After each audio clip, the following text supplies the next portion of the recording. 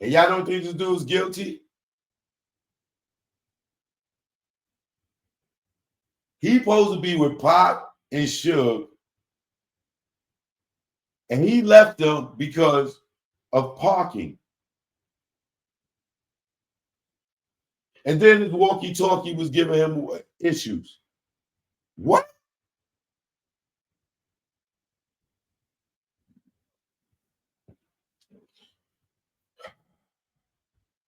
Is it fair to say your focus of this weekend was executing the club going off well? Yes, sir. And were you aware of whether or not there was supposed to be a performance at the club that night? Yes, sir. Who was supposed to perform that night at the club? Snitch. Mr. Well, I know an artist that we had just signed from Bad Boy Records. We had started up Death Row East. Who is we, bro? You were security. You were security. Who is we? We had started up Death Row East. His name was Craig Mack. He was going to perform there. But Mr. Shakur, who the guy worked out because he had done some community service that was needed. We were doing some community service where they were donating some of the proceeds to this boxing foundation for the Las Vegas Police Department. And so Mr. Shakur was going to be the one to perform. So Tupac was going to perform for the police.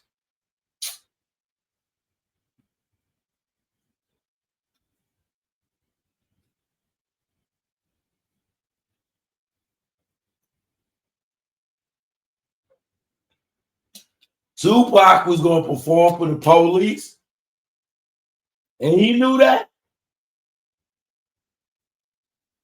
Yeah, it ain't hard to tell. Tupac was set up. It ain't hard to tell, y'all.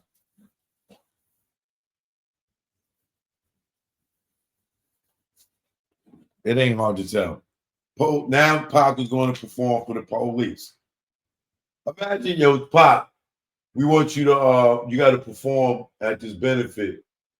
Yeah, it's for the police department. Oh yeah, yo, well, that's dope, yo. Yeah. Thug life, nigga. Yeah, I'm doing that. For the police? Oh yeah, I'm doing that, homie. Yeah, I'm there. Sign me up. Y'all want me to perform for the police? Not the mayor, the police. Man, Reggie, don't get out of here, bro. Pac was going to perform for the police, y'all. The police. Okay. Okay. All right. And so that night, you spent most of the evening at Club 662 while Mr. Shakur and Mr. Knight and some of his entourage are at the MGM, right? Yes, sir. So you don't see the fight? You don't go in at all? What sense does that make? Yeah, we would like to know too. Yes, correct. So while you're working on logistics at Club 662, how is that going as the evening progresses? I was kind of proud of it. Finally working the way it was supposed to work. You know, the club. You know, as far as the crowd control outside, because we had contracted Las Vegas Police Department. I don't know if it was on duty or off duty, you know, officers, but they were in uniform to control the parking lot and the crowd control from the dorm. How wouldn't you know? And you hired them. How wouldn't you know if you hired all the police? Anyway. And then my security had it from the inside of the door on. And it was very organized.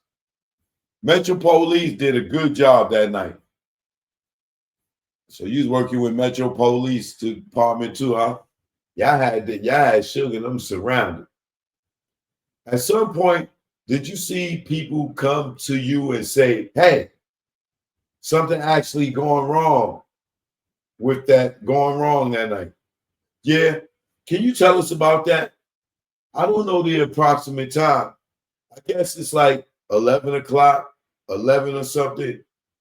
Were two gentlemen that we talked about earlier, Roger Williams, a.k.a. Neckbone, and Alton McDonald, a.k.a. Buntry, like country, but with a B. They came inside the club and was like, Reggie, Sugar Pop just got shot down the street. I initially thinking they tripping because I wasn't with him and Suge and told y'all to come here and tell me that. And they were like, no, we serious. By this time, Mr. Kalisis was near me. George Kalisis, the attorney. He kind of confirmed it to me like, yeah. And I'm also seeing a few Las Vegas police that was working the door or working, the parking lot or maybe visiting the guys that were working. I don't know. But they leaving with the lights and sirens on and going towards that area. So I kind of knew at the time. Red flag. Big red flag right there, y'all. Big red flag, right? Now these cops. First, these cops was out there. They was working for him, right? Doing security on the outside. Crowd control. Now, after the shooting, listen how he describes the cops.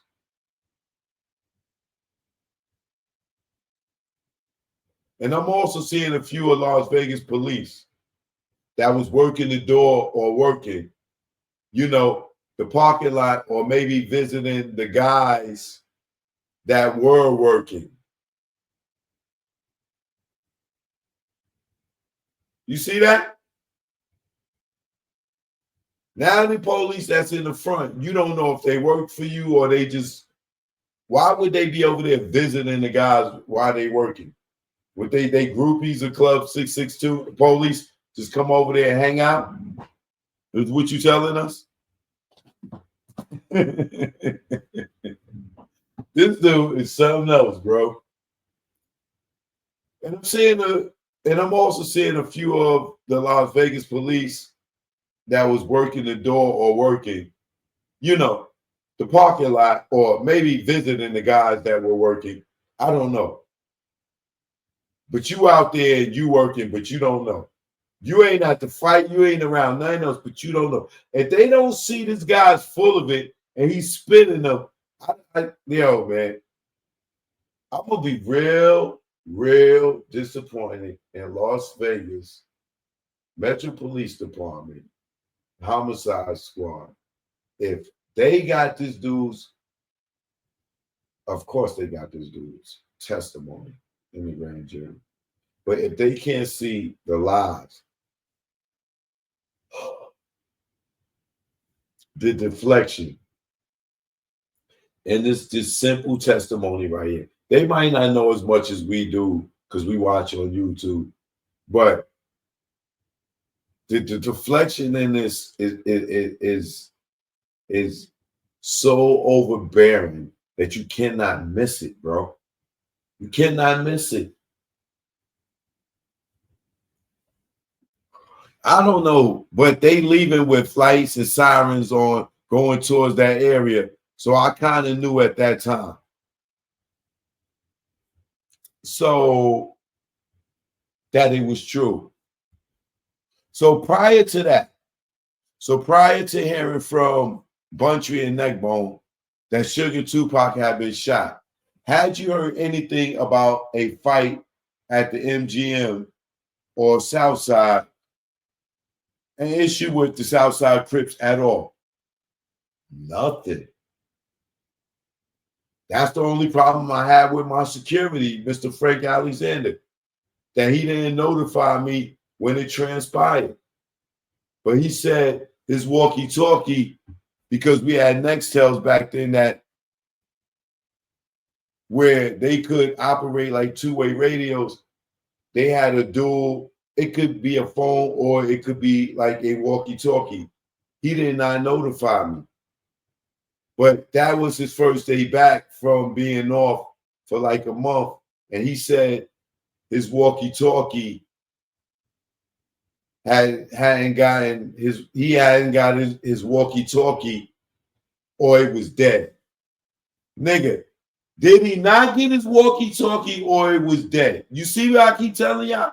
He always giving two answers, acting like he don't know or he can't remember if it was him or if it was somebody else that said it.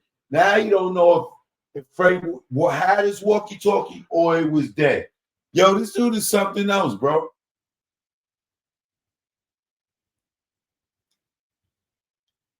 And this is the guy. Las Vegas is working with this guy, y'all. They working with this guy to help them solve the case. What? Can you imagine working with OJ to solve that Nicole's murder?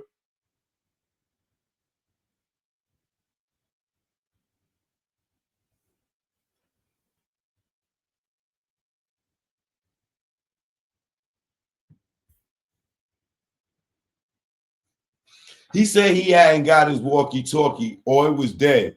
Something like that. But no one had told me what happened, which, to be honest, a fight, it was kind of common anyway. This dude here, bro. Yeah, I was going to. A follow-up question was working for or doing security for Death Row Records by this time for about a year and a half and having moonlit for, for years before that. Were fights common or uncommon? They were kind of common. Was it something that you would have been overly concerned about if you had heard that there was a fight? If it would have been explained to me and the magnitude it was, yes. But just that, hey, they got into a fight with some guys at the MGM, no.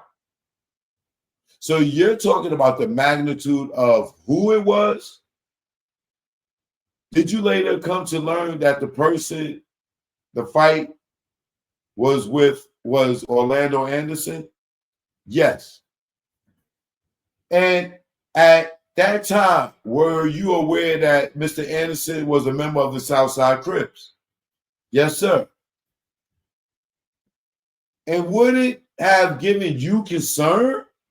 Somebody who knew gangs from growing up in Compton, gangs from patrol, gangs from just working at Death Row, would it have been giving you some concern that there was an altercation with a significant member of a Southside Crips?